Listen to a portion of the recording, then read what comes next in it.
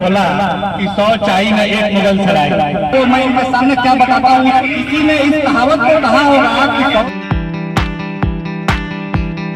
इस मंच पे हमारी दाहिनी तरफ बैठे हुए जीआरपी के इंस्पेक्टर साहब और हमारे दो अन्य सज्जन, बाकी इधर साहब और अन्य लोग जो बैठे हुए हैं। बाकी मेरे पास कुछ बोलने के लिए नहीं है, लेकिन सबसे पहले जो मेरे मन में बात चल रही है उसको बिना बोले मैं मानता नहीं।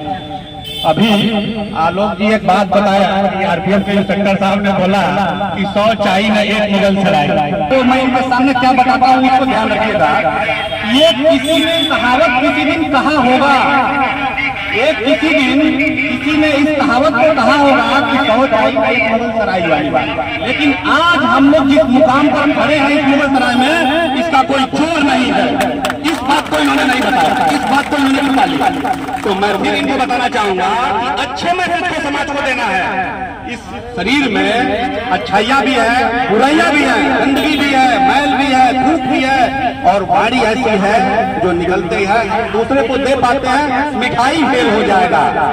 तो हम यही चाहते हैं आपसे कि सबसे अच्छा ये लगा कि जीआरपी के इंस्पेक्टर साहब ने इतनी बड़ी पहल अपने तरफ से की। आप सभी सामर्थ्यवान हैं, आपके पास किसी चीज की कमी नहीं है। हमारे सगे संबंधी, हमारे अच्छे सोचने वाले अगर हम कहीं जाते हैं, अगर छोटे हैं तो बड़े लोग आशीर्वाद के रूप में कुछ विदाई दे देते हैं। जब पहले घर में कुछ लोग आते थे तो हम लोग भी आशा लगाए रखते थे कि फलाना रिश्तेदार आ गए हैं, जाएंगे तो 10-20 मिलेगा, और तब तक घर नहीं छोड़ते थे जब तक वो 10-20 हासिल नहीं करते थे। और उस 10-20 की जो खुशी होती थी उसको शब्दों में बयां नहीं कर पाएंगे।